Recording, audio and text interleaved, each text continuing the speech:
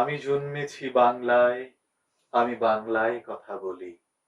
আমি বাংলার আলপথ দিয়ে হাজার বছর চলি। প্রিয় দর্শক, আবারও হাজির হলাম কুমিল্লা 24 টিভির পর্দায় কুমিল্লার আবৃত্তি অনুষ্ঠানে। দুজন প্রিয় শিল্পীকে সাথে নিয়ে কিছু প্রিয় কবিতা শোনাবো বলে।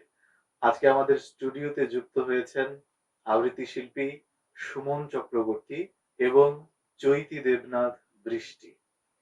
আপনাদের দুজনকে আমাদের আজকের স্টুডিওতে স্বাগত জানাই। প্রথমেই সুমন দাদা, কেমন আছেন? আছি ভালো মন্দ মিশিয়ে। আসলে আমরা তো এখন একটা বিশেষ পরিস্থিতির মধ্য দিয়ে যাচ্ছি। তো এই পরিস্থিতিতে চেষ্টা করছি নিজের যেই কাজকর্ম সেগুলো নিয়ে ভালো থাকার চেষ্টা করছি। বাহ! আপনার কাছে প্রথমে আমি যে বিষয়টি জানতে চাই আবৃত্তি চর্চা নিয়ে, সেটি হলো আপনার আবৃত্তি চর্চার শুরুটা কিভাবে হয়েছে? আবৃত্তি চর্চা শুরু বলতে গেলে একটু অনেক কথা, সংক্ষেপে বলি। সালটা হচ্ছে 2008-9 দিকে। রাজগঞ্জ, কুমিল্লা রাজগঞ্জে একটা পার্টি অফিস আছে, ভাঙা একটা বিল্ডিং অনেক আগের। সেখানে চারণ সাংস্কৃতিক কেন্দ্র কাজ করত। তো সেই চারণে যাওয়ার মাধ্যমে আসলে প্রথমে আমার আবৃত্তি চর্চা শুরু হয়। সেখানে যার হাত ধরে আবৃত্তি চর্চা শুরু হয়, রোমেন রুমি, আমাদের প্রিয় রোমেন দা, উনার মাধ্যমেই আসলে এই আবৃত্তি চর্চা শুরু হয়। এরপরে আমরা আমি মানে ব্যক্তিগতভাবে অনেকগুলো সংগঠনে আসলে কাজ করার সুযোগ হয়েছে। উদীচিতে কাজ করেছি, সমতরে কাজ করেছি, রবীন্দ্রসঙ্গীত সম্মেলন পরিষদে কাজ করেছি। এখন আমি শানিত উচ্চারণে পুরোপুরি ভাবে সময় দিচ্ছি। তো সেই যে 8-9 সাল থেকে একটানা আবৃত্তি চর্চা শুরু হয়েছে, বিভিন্ন কর্মশালার মধ্য দিয়ে গেছি। মাঝখানে ঢাকা ছায়ানট ভবনে আবৃত্তির উপর 1 বছরের একটা কোর্স করেছি।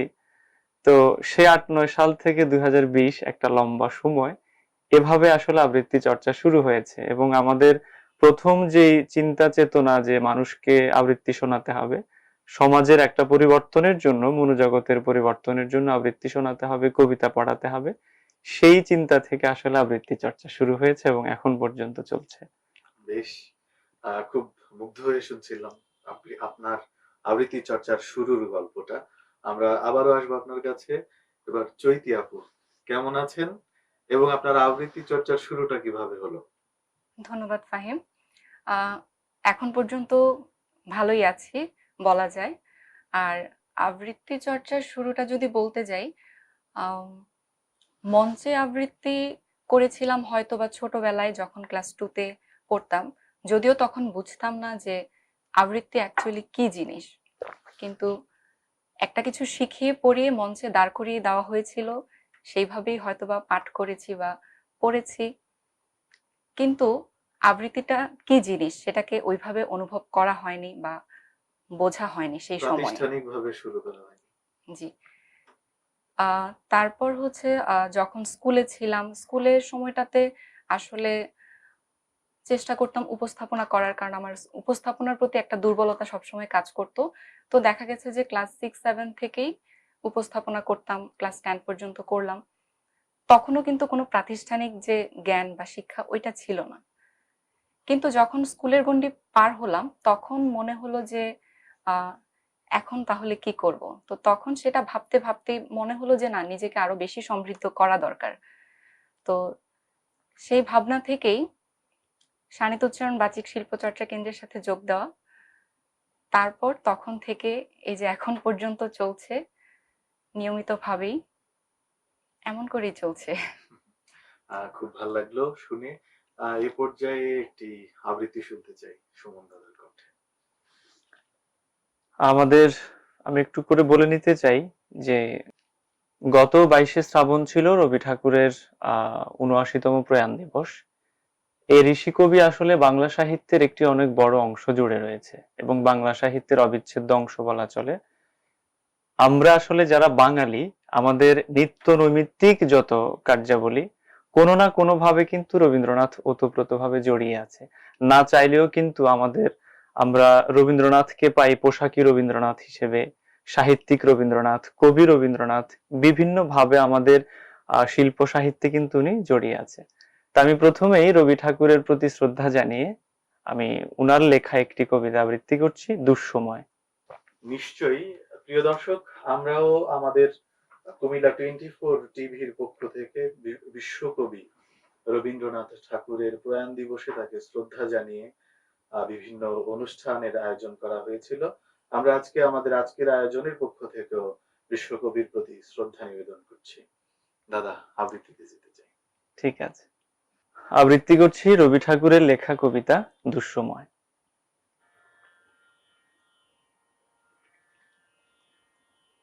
যদিও সন্ধ্যা আসিছে মন্দ মন্থরে, সব সঙ্গীত গেছে ইঙ্গিতে থামিয়া।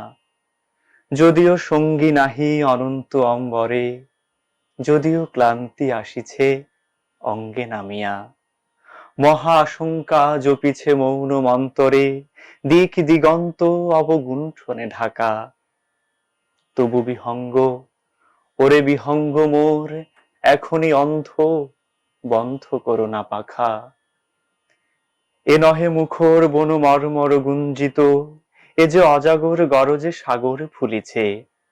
এ নহে কুঞ্জ কুন্দ কুসুম রঞ্জিত, ফেন হিল্লোল কল কল্লোলে দুলিছে। কোথারে সে তীর ফুল পল্লব পুঞ্জিত, কোথারে সে নীর, কোথা আশ্রয় শাখা। তবু বিহঙ্গ, ওরে বিহঙ্গ মোর, এখনই অন্ধ, বন্ধ করো না পাখা। এখনো সম্মুখে রয়েছে সুচির সর্বরী, ঘুমায় অরুণ সুদূর অস্ত অচলে। বিশ্বজগৎ নিঃশ্বাস বায়ু সম্বরী, স্তব্ধ আসনে প্রহর গণিছে বিরলে। সবে দেখা দিল অকুল তিমির সন্তরী, দূর দিগন্তে ক্ষীণ শশাঙ্ক বাঁকা। ওরে, ওরে বিহঙ্গ, ওরে বিহঙ্গ মোর, এখনই অন্ধ, বন্ধ করো না পাখা। ঊর্ধ্ব আকাশে তারাগুলি মেলি অঙ্গুলি, ইঙ্গিত করি তোমা পানে আছে চাহিয়া। নিম্নে গভীর অধীর মরণ উছলি, শত তরঙ্গ তোমা পানে উঠে ধাইয়া। বহুদূর তীরে কারা ডাকে বাঁধি অঞ্জলি, এসো এসো সুরে করুণ মিনতি মাখা। ওরে বিহঙ্গ, ওরে বিহঙ্গ মোর, এখনই অন্ধ, বন্ধ করো না পাখা। ওরে ভয় নাই, নাই স্নেহ মোহ বন্ধন, ওরে আশা নাই, আশা শুধু মিছে ছলনা। ওরে ভাষা নাই, নাই বৃথা বসে ক্রন্দন, ওরে গৃহ নাই, নাই ফুল সেজ রচনা।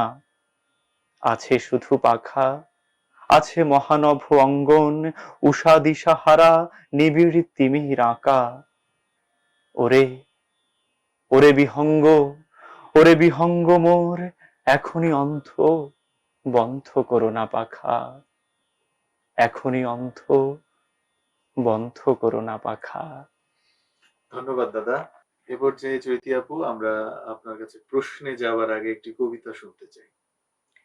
আচ্ছা, আমাদের জাতির পিতা বঙ্গবন্ধুর জন্মশত বর্ষ চলছে, আর সেই সাথে আগস্ট আমাদের শোকের মাস। তো আমি প্রথম কবিতাটি পড়ব জাতির পিতা বঙ্গবন্ধুকে নিয়ে। নির্মলেন্দু গুণের লেখা একটি কবিতা, আমি আজ কারো রক্ত চাইতে আসিনি। নিশ্চয়ই, আমরা শুনি। সমবেত সকলের মতো আমিও গোলাপ ফুল খুব ভালোবাসি। রেসকোর্স পার হয়ে যেতে যেতে সেই সব গোলাপের একটি গোলাপ গতকাল আমাকে বলেছে, আমি যেন কবিতায় শেখ মুজিবের কথা বলি। আমি তার কথা বলতে এসেছি। শহীদ মিনার থেকে খসে পড়া একটি রক্তাক্ত ইট গতকাল আমাকে বলেছে, আমি যেন কবিতায় শেখ মুজিবের কথা বলি। আমি তার কথা বলতে এসেছি। সমবেত সকলের মতো আমিও পলাশ ফুল খুব ভালোবাসি। সমকাল পার হয়ে যেতে সদ্য ফোটা একটি পলাশ গতকাল কানে কানে আমাকে বলেছে, আমি যেন কবিতায় শেখ মুজিবের কথা বলি। আমি তার কথা বলতে এসেছি। শাহবাগ এভিনিউর ঘূর্ণায়িত জলের ঝর্ণাটি আত্মস্বরে আমাকে বলেছে আমি যেন কবিতায় শেখ মুজিবের কথা বলি। আমি তার কথা বলতে এসেছি। সমবেত সকলের মতো আমারও স্বপ্নের প্রতিপক্ষপাত আছে, ভালোবাসা আছে। শেষ রাতে দেখা একটি সাহসী স্বপ্ন গতকাল আমাকে বলেছে আমি যেন কবিতায় শেখ মুজিবের কথা বলি। আমি তার কথা বলতে এসেছি। এই বসন্তের বটমূলে সমবেত ব্যথিত মানুষগুলো সাক্ষী থাকুক, না ফোটা কৃষ্ণচূড়ার শুষ্ক ভগ্ন অপ্রস্তুত প্রাণের ওই গোপনে মঞ্জুরিগুলো কান পেতে শুনুক। আসন্ন সন্ধ্যার এই কালো কোকিলটি জেনে যাক আমার পায়ের তলার পুণ্য মাটি ছুঁয়ে আমি আজ সেই গোলাপের কথা রাখলাম, আমি আজ সেই পলাশের কথা রাখলাম, আমি আজ সেই স্বপ্নের কথা রাখলাম। আমি আজ কারো রক্ত চাইতে আসিনি, আমি আমার ভালোবাসার কথা বলতে এসেছিলাম। আমি আমার ভালোবাসার কথা বলতে এসেছিলাম। ধন্যবাদ চৈতি আপু। আমরা আসলে যুগে যুগে বঙ্গবন্ধু শেখ মুজিবুর রহমানকে গান, কবিতা এবং অন্যান্য শিল্প মাধ্যমের দ্বারাই আমরা তাকে স্মরণ করব, শ্রদ্ধা জ্ঞাপন করব নিজের শিল্পের জায়গা থেকে। অসংখ্য ধন্যবাদ আপনাকে। সুমন ভাই, এই পর্যায়ে আপনার কাছে জানতে চাই, আবৃত্তি শিল্প চর্চার সাথে আমরা যতটুকু জানলাম আপনি প্রায় এক যুগের মতো সময় ধরে আছেন। আপনার ভবিষ্যৎ পরিকল্পনা কি আবৃত্তি শিল্প নিয়ে? খুবই গুরুত্বপূর্ণ একটি প্রশ্ন, ধন্যবাদ তোমাকে। আসলে আবৃত্তি হচ্ছে শিল্পের সবচেয়ে গুরুত্বপূর্ণ এবং বিশুদ্ধতম একটি শাখা। তোমার হয়তো মনে থাকবে সৌমিত্র চট্টোপাধ্যায় কলকাতার খুবই গুণী একজন মানুষ। উনি একবার ঢাকায় এসেছিলেন মঞ্চ নাটক করতে। তো প্রথম আলো থেকে ওনার একটি সাক্ষাৎকার নেওয়া হয়েছে। ওখানে উনি বলেছিলেন যে মানে নাটক করতে গেলে আবৃত্তি লাগবে, আবার আবৃত্তির জন্য নাটক লাগবে, মানে দুইটাই কিন্তু ওতপ্রোতভাবে জড়িত। কথাটা এই কারণে বললাম, বাচিক শিল্পের তো আসলে অনেক শাখা হয়, তার মধ্যে আবৃত্তি একটা, এবং এটা খুবই ভালো লাগার একটা জায়গা। এবং আমার এখন যে প্রাণের সংগঠন বাংলাদেশ আবৃত্তি সমন্বয় পরিষদ ভুক্ত শানিত উচ্চারণ বাচিক শিল্প চর্চা কেন্দ্র কুমিল্লা, তো এই সংগঠনকে নিয়ে আসলে একটা ভবিষ্যৎ পরিকল্পনা হচ্ছে যে যতদিন পারি, একেবারে সম্ভব হলে আমার জীবনের শেষ দিন পর্যন্ত এই সংগঠনের সাথে থেকে আবৃত্তিটাকে আমাদের পরবর্তী যে প্রজন্ম আসবে ওদের মধ্যে ছড়িয়ে দিতে এবং এই চর্চাটার মধ্যে নিজেকেও রাখতে। কারণ আমি দেখেছি যে আবৃত্তি চর্চা আসলে মানে কবিতা এমন একটা জিনিস না, যখন মন খারাপ হচ্ছে আমি কবিতায় ফিরছি, যখন আমি আনন্দিত আমি কবিতায় ফিরছি, যখন আমি কোনো কারণে মানে খুবই একা একা বোধ করছি আমি একটা কবিতা পড়ছি, তখন আমি আমার নিজের ভেতরকার যে একটা অনুভূতি সেটাকে প্রকাশ করে একটু হালকা হচ্ছি। তো এই কারণে কবিতাটা খুবই ভালো লাগার একটা জায়গা। তো ভবিষ্যৎ পরিকল্পনা হচ্ছে এটার সাথেই থাকবো। আর যে প্রাণের সংগঠন বললাম শানিত উচ্চারণ, সেটাকে আরো কিভাবে সমৃদ্ধ করা যায়, এবং সবচেয়ে বড় কথা হচ্ছে আমাদের আসলে সমাজ পরিবর্তনের জন্য কবিতা পড়ার কোনো বিকল্প নাই। কারণ কবিতার ভেতরে আমরা দেশমাতার কথা পাই, আমরা প্রেমের কথা পাই, বিরহের কথা পাই, এবং একজন মানুষকে তার মনোজগতের যে উন্নতি দরকার তার জন্য কবিতার কোনো বিকল্প নেই। সে কারণে কবিতা চর্চার মধ্য দিয়ে যাব আশা করছি। আর কুমিল্লাতে যে মানুষগুলোর সাথে আমরা একসাথে কাজ করছি, যার কথা না বললেই নয়, আমাদের প্রিয় মানুষ কাজী মাহতাব সুমন ভাই সহ আমি আরো কাজ করেছি সমীর মজুমদার ওনার সাথে, প্রয়াত শান্তনু কায়সার স্যারের সাথে, আরো অনেকের সাথে কাজ করেছি। তো উনাদেরকে এখন যারা আছেন সবার সাথে আসলে আগের মতো কাজ করে যাব, সেই ইচ্ছাটুকু আছে। আমি যে একটু কথা যেটা সেটা হচ্ছে আবৃত্তি শিল্পীদের আনন্দ বেদনা মিলন বিরহ সংকট সবকিছুই কবিতার মাধ্যমে তারা অনুভব করতে চায়। একদম। হ্যাঁ, আর ধন্যবাদ দাদা। এ পর্যায়ে চৈতি আপু আপনার কাছে একই প্রশ্ন, যে আবৃত্তি শিল্প নিয়ে আপনার ভবিষ্যৎ পরিকল্পনা কি? আবৃত্তি আসলে আমাদেরকে যে মানে কতটা সমৃদ্ধ করে সেটা আসলে আমরা যারা আবৃত্তি করি বা যুক্ত আছি মানে আমরা হয়তোবা বিষয়টা বুঝতে পারি, কিন্তু যারা এই অঙ্গনে এখনো আসেনি ওরা হয়তোবা এমন করে বিষয়টাকে বুঝতে পারে না, আমার কাছে মনে হয়। তো সেই জন্য আমি চাই যতদিন বেঁচে থাকি আবৃত্তির সাথে নিজেকে যুক্ত রাখার।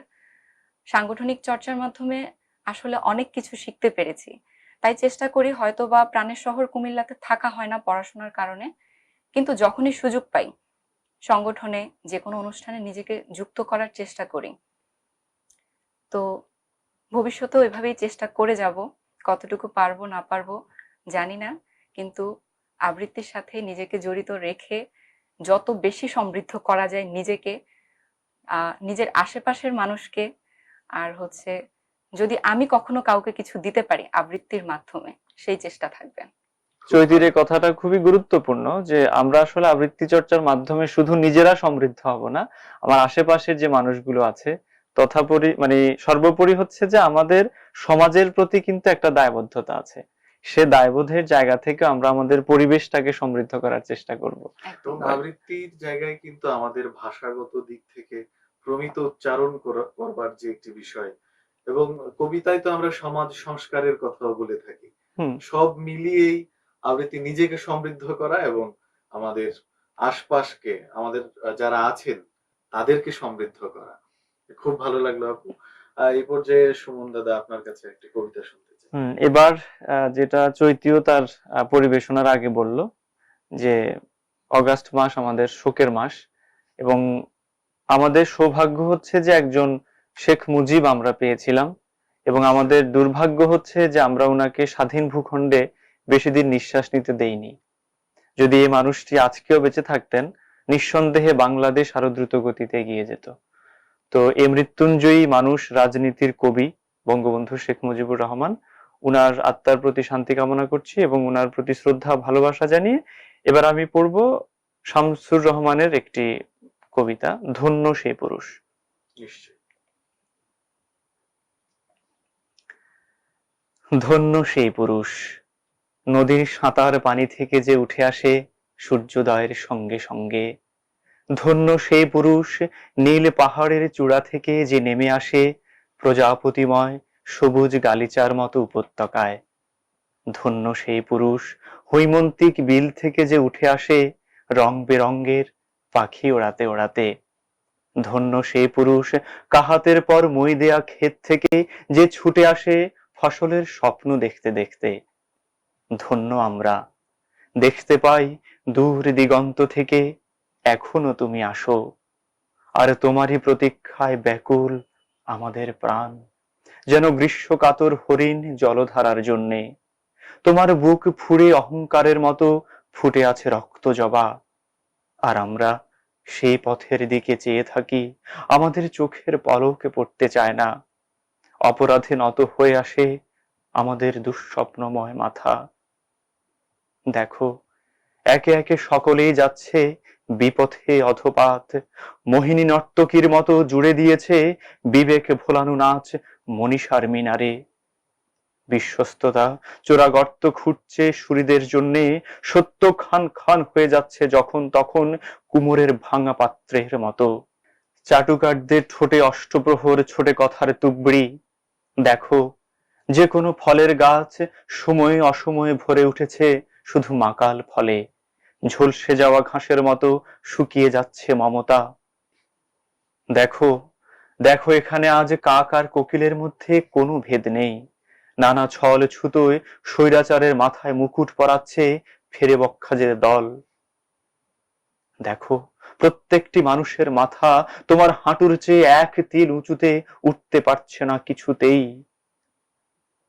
তোমাকে হারিয়ে আমরা সন্ধ্যায় হারিয়ে যাওয়া ছায়ারি মতো হয়ে যাচ্ছিলাম। আমাদের দিনগুলি ঢেকে যাচ্ছিল শোকের পোশাকে।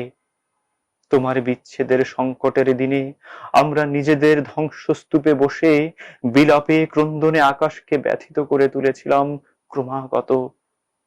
তুমি সেই বিলাপকে রূপান্তরিত করেছো জীবনের স্তুতি গানে, কেননা জেনেছি জীবিতের চেয়ে অধিক জীবিত তুমি। ধন্য সেই পুরুষ, যার নামের উপর রৌদ্র ঝরে চিরকাল, গান হয়ে নেমে আসে শ্রাবণের বৃষ্টি ধারা। যার নামের উপর কখনো ধুলো জমতে দেয় না হাওয়া। ধন্য সেই পুরুষ যার নামের উপর পাখা মেলে দেয় জ্যোৎস্নার সারস। ধন্য সেই পুরুষ, ধন্য সেই পুরুষ যার নামের উপর পতাকার মতো দুলতে থাকে স্বাধীনতা। ধন্য সেই পুরুষ যার নামের উপর ঝরে মুক্তিযোদ্ধার জয়ধ্বনি, যার নামের উপর ঝরে মুক্তিযোদ্ধার জয়ধ্বনি। ধন্যবাদ দাদা। আমাদের জাতির পিতা বঙ্গবন্ধু শেখ মুজিবুর রহমানকে নিয়ে একটি চমৎকার কবিতা আপনি আবৃত্তি করলেন। আর প্রিয় দর্শক, আমরা জাতির পিতা বঙ্গবন্ধু শেখ মুজিবুর রহমানকে এই শোকের মাসে উৎসর্গ করে একটি বিশেষ পর্ব করেছিলাম। আপনারা সেই পর্বটি দেখেছেন। আমরা এই পর্বের মাধ্যমেও সেই 15 আগস্টে যারা শহীদ হয়েছিলেন জাতির পিতা বঙ্গবন্ধু শেখ মুজিবুর রহমান সহ সকলের প্রতি গভীর শ্রদ্ধা নিবেদন করছি। দাদা, আপনি এই পর্যায়ে আপনার কাছে একটি প্রশ্ন রাখি, সেটি হলো আবৃত্তি চর্চার ক্ষেত্রে আমরা যে প্রমিত উচ্চারণের জন্য আমরা যে নিয়মগুলো শিখি বা বাকযন্ত্রের জন্য যে ব্যায়ামগুলো করা হয়, সেগুলো কি কেবলই আমাদের আবৃত্তি শিল্পী হিসেবে প্রয়োজন, নাকি দৈনন্দিন জীবনেও আমাদের চলার পথে এগুলো পাথেয় হতে পারে? আসলে কবিতা বা আবৃত্তি চর্চাকে জীবন বিচ্ছিন্ন কোনো অংশ হিসেবে দেখার কোনো সুযোগ নেই, কারণ আমরা আসলে এখন গ্লোবাল ভিলেজে অবস্থান করছি। আমরা হয়তো এক একজন মানুষ এক এক জায়গা থেকে এক এক অঞ্চল থেকে উঠে আসি, কিন্তু যখন আমি আসলে সমৃদ্ধ মানুষ হতে যাব, তখন কিন্তু আমাকে কবিতা পড়তে হবে। এটা শুধু আবৃত্তির জন্য না, আমার নিজের ভেতরকার যে সুপ্ত বোধ বা প্রতিভা যাই বলি, সেটাকে বিকশিত করার জন্য। আর তুমি যেটা বললে যে উচ্চারণের যে দিকটা, আমি একটা কথা বলি, অনেককেই দেখেছি যে খুবই ভেবে চিন্তে শুদ্ধ বা প্রমিত বলার চেষ্টা করছি বা আমরা করি। প্রমিত উচ্চারণ আসলে এমন ভাবে করা যায় না। উচ্চারণ এমন একটা জিনিস, অধ্যাপক নরেন বিশ্বাসের কথা হয়তো তোমার জানা থাকবে। উনি একটি কথা বলেছিলেন, আমি হয়তো কোট করে পুরোপুরি বলতে পারবো না, কিন্তু সারমর্ম ছিল এটা যে উচ্চারণ বা ভাষা এটা কিন্তু একটা চলমান প্রক্রিয়া। হ্যাঁ, তো চলমান প্রক্রিয়া সবসময় জীবন্ত, এবং আমরা এখন যেটাকে প্রমিত বলছি সেটা হয়তো কয়েক বছর আগে প্রমিত ছিল না। এবং বাংলা একাডেমি কিছুদিন আগে কিছু বানানের যেমন পরিবর্তন করেছেন, এভাবে কিন্তু উচ্চারণের যে নিয়মগুলো আছে সেগুলো কিন্তু নানাভাবে পরিবর্তিত হয়ে আসছে। এখন একটু আগে যেটা বললাম যে আমি খুব ভেবে চিন্তে প্রমিত বলবো, এটা কিন্তু হয় না।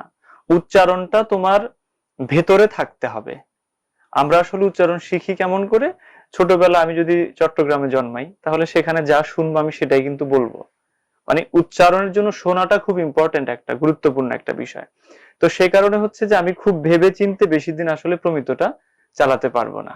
সে কারণে আমাদের যে নিত্য নৈমিত্তিক কাজ, আমাদের চাকরি বলি, কর্মস্থল বলি, লেখাপড়া বলি, প্রত্যেকটা জায়গায় উচ্চারণটা কিন্তু খুবই গুরুত্বপূর্ণ একটা বিষয়। সে কারণে এটাকে আমার নিজের মধ্যে নিজের আয়ত্তে আনার জন্য কবিতা চর্চা বা আবৃত্তি চর্চার কোনো বিকল্প নাই।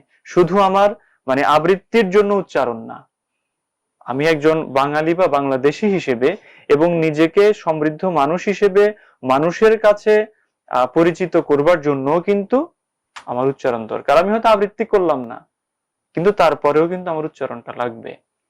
তাহলে কেবল শিল্পী হিসেবে মঞ্চে ওঠা না, বা মানুষকে আবৃত্তি শোনানোর জন্য কেবল এগুলো নয়, না, এটা নিজের আমার ব্যক্তিত্বের একান্তই মতামত। প্রকাশের জন্যও আমাদের উচ্চারণ গুলো একটু ঠিক করে নেয়া আবৃত্তি শিল্পে চর্চার সাথে যুক্ত হয়ে হ্যাঁ, খুবই এগুলো। দরকার।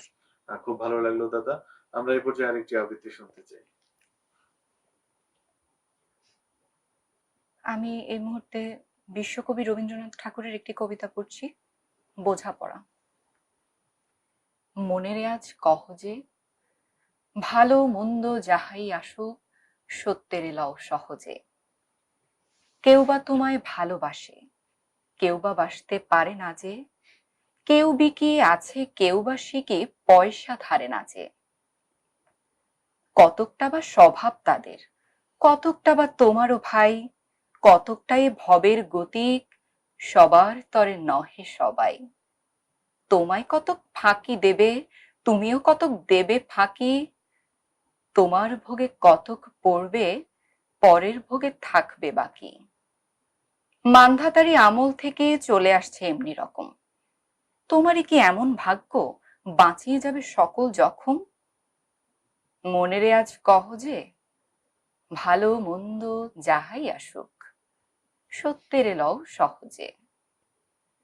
অনেক ঝঞ্ঝা কাটিয়ে বুঝি এলে সুখের বন্দরেতে। জলের তলে পাহাড় ছিল, লাগলো বুকের অন্দরেতে। মুহূর্তেকে পাঁজর গুলো উঠল কেঁপে আর্তরবে। তাই নিয়ে কি সবার সঙ্গে ঝগড়া করে মরতে হবে? ভেসে থাকতে পারো যদি, সেইটে সবার চেয়ে শ্রেয়। না পারো তো বিনা বাক্যে টুক করিয়া ডুবে যেও। এটা কিছু অপূর্ব নয়, ঘটনা সামান্য খুবই। শঙ্কা যেথায় করে না কেউ, সেইখানে হয় জাহাজ ডুবি। মনেরে তাই কহ যে, ভালো মন্দ যাহাই আসুক, সত্যেরে লও সহজে। তোমার মাপে হয়নি সবাই, তুমিও হওনি সবার মাপে। তুমি মরো কারো ঠেলায়, কেউ বা মরে তোমার চাপে। তবু ভেবে দেখতে গেলে এমনি কিসের টানাটানি? তেমন করে হাত বাড়ালে সুখ পাওয়া যায় অনেকখানি। আকাশ তবু সুনীল থাকে, মধুর থেকে ভোরের আলো। মরণ এলে হঠাৎ দেখি, মরার চেয়ে বাঁচাই ভালো। যাহার লাগি চক্ষু বুজে বহিয়ে দিলাম অশ্রুর সাগর, তাহারে বা দিয়েও দেখি বিশ্ব ভুবন মস্ত ডাগর। মনেরে তাই কহ যে, ভালো মন্দ যাহাই আসুক, সত্যেরে লও সহজে। নিজের ছায়া মস্ত করে অস্তাচলে বসে বসে আধার করে তোলো যদি জীবনখানা নিজের দোষে। বিধির সঙ্গে বিবাদ করে নিজের পায়ে কুরুল মারো, দোহাই তবে এ কার্যটা যত শীঘ্র পারো সারো। খুব খানিকটা কেঁদে কেটে অশ্রু ঢেলে খরা খরা, মনের সঙ্গে একরকমে করে নে ভাই বোঝাপড়া। তাহার পরে আধার ঘরে প্রদীপখানি জ্বালিয়ে তোলো। ভুলে যা ভাই, কাহার সঙ্গে কতটুকুন তফাৎ হলো। মনেরে আজ কহ যে, ভালো মন্দ যাহাই আসুক, সত্যেরে লও সহজে, সত্যেরে লও সহজে। ধন্যবাদ আপু। আসলে কবিতায় কত স্পষ্ট ভাবে বাস্তবতাকে তুলে ধরা হয়, এটা এবং আমাদের রবি ঠাকুরের লেখা সত্যের এলাও সহজে, সহজে ভালো মন্দ যেটাই আসুক সত্যটাকে আসলে গ্রহণ করতে গ্রহণ হবে। করতে হয়। এই হচ্ছে রবি ঠাকুর। আমরা এই পর্যায়ে কথাই না গিয়ে আরেকটি আবৃত্তি শুনতে চাই। একদম। আমি এবারে যেটা করব, আমরা জানি যে আমরা একটা মহামারী বা অতিমারি যাই বলি এটার মধ্য দিয়ে যাচ্ছি। তো এই পরিস্থিতি নিয়ে আমার একজন ছোট বন্ধু, সে এবার এসএসসি পরীক্ষার্থী মাত্র, সে চমৎকার একটি লেখা লিখেছে, যার কবিতা নাম দিয়েছে হচ্ছে যে প্রতীক্ষা। এবার আমি সেটা একটু আবৃত্তি করছি। দাঁড়ে দাঁড়ে আজ কেবলই অপেক্ষা, অবরুদ্ধ জীবনের সকাতর ধ্বনিতে মুখরিত পৃথিবী, ধরণীর প্রতি ধমনীতে সংক্রমিত ভাইরাসের প্রবাহ, বিপর্যস্ত মৃত্তিকার হৃদয়ে ধুমন্ত সংশয়, রক্তপাতহীন মৃত্যুপুরীর রূপে আচ্ছাদিত প্রতিটি মূর্ছিত শহর, মৃত্যু ঠেকানোর দ্বারে ঝুলছে তালা, একের পর এক চাবি দিয়ে চলছে তীব্রতর চেষ্টা। অগ্নিময় কালো প্রহর থমকে দাঁড়িয়ে দেখছে ধোঁয়ার স্বরূপ মৃত্যু। অতি ক্ষুদ্র এ ভাইরাসের থাবায় বিত্তশালী সুবিশাল পৃথিবী ধসে পড়া সভ্যতার মতোই অসহায়। তাই তো নিরুপায় পৃথিবীর বুকে ভূমিষ্ঠ নিষ্পাপ নবজাতক জানায় ব্যথাবিদ্ধ অনাকাঙ্ক্ষিত বিদায়। বহু মানুষের ঘরে ঘরে দুর্ভিক্ষের আশ্রয়, জরাজীর্ণ দশায় কেবল প্রার্থনায় ভরসা। এক থেকে দুই, দুই থেকে তিন করে করে মৃত্যুর মিছিল অভিশপ্ত কালরাত্রির মতো দীর্ঘ থেকে দীর্ঘতর হচ্ছে। গোটা বিপন্ন পৃথিবীর হাহাকার মহাশূন্যের মতোই কেবল বাড়ছে। হে মানুষ, প্রকৃতি তোমায় করেছে নিঃস্ব, একা। স্পর্শহীনতায় ঢেকেছে সবুজ আবেগগুলোকে। প্রকৃতির এই প্রতিশোধ নির্মম ঠেকলেও এ যে হওয়ারই ছিল। এবার মানব জাতির অসচেতন হৃদয় কিছুটা সচেতন হোক।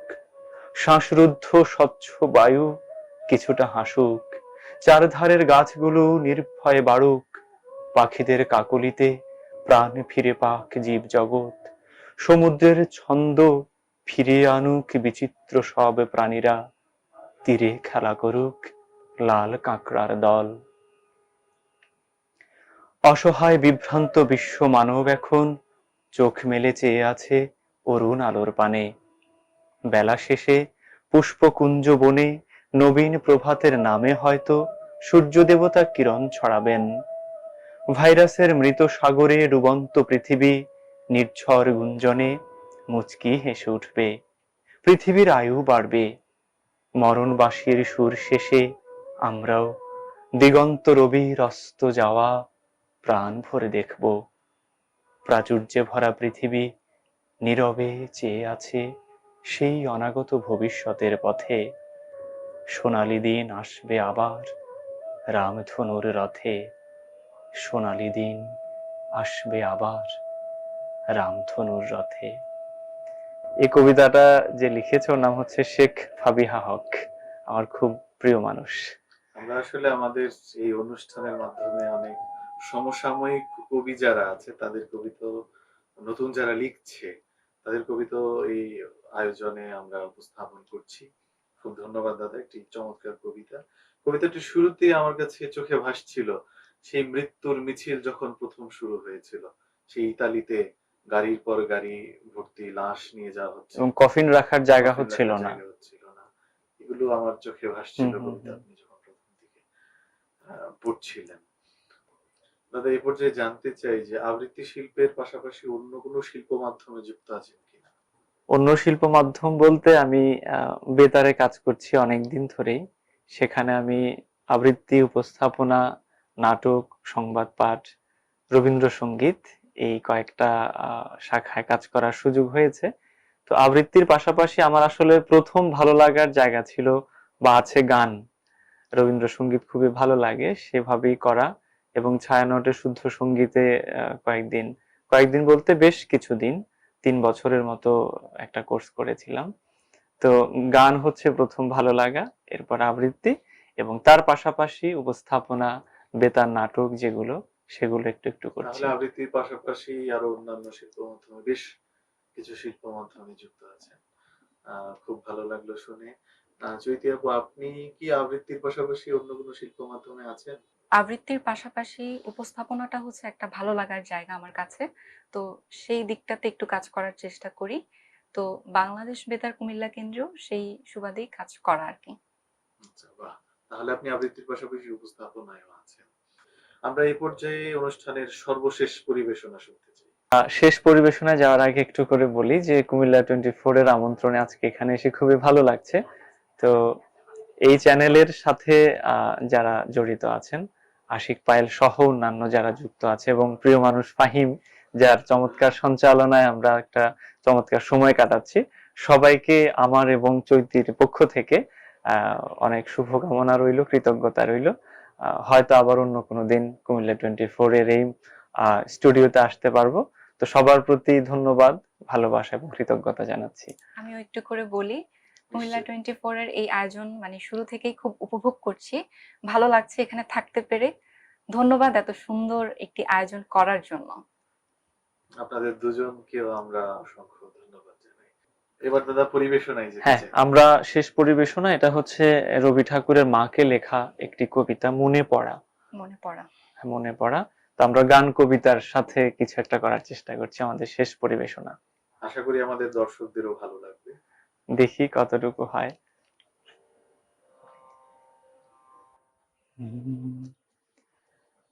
যখন রাত্রি নিঝুম, নেই চোখে ঘুম, একলা শূন্য ঘরে, তোমায় মনে পড়ে মাগো, তোমায় মনে পড়ে।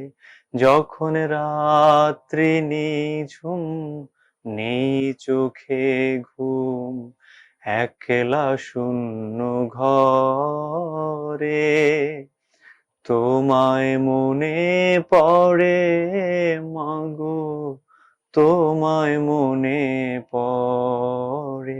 যখন রাত্রি মাকে আমার নিঝুম, পড়ে না মনে, নেই চোখে শুধু ঘুম। কখনই খেলতে গিয়ে হঠাৎ অকারণে একটা কিশোর গুনগুনিয়ে কানে আমার বাজে। মায়ের কথা মিলায় যেন আমার খেলার মাঝে। মা বুঝি গান গাইতো আমার দোলনা ঠেলে ঠেলে। মা গিয়েছে যেতে যেতে গানটি গেছে ফেলে। মাকে আমার পড়ে না মনে, শুধু যখন আশ্বিনেতে ভোরে শিউলি বনে শিশির ভেজা হাওয়া বেয়ে ফুলের গন্ধ আসে, তখন তখন কেন মায়ের কথা আমার মনে ভাসে। কবে বুঝি আনতো মা সেই ফুলের সাজি বয়ে, পুজোর গন্ধ আসে যে তাই মায়ের গন্ধ হয়ে। মাকে আমার পড়ে না মনে,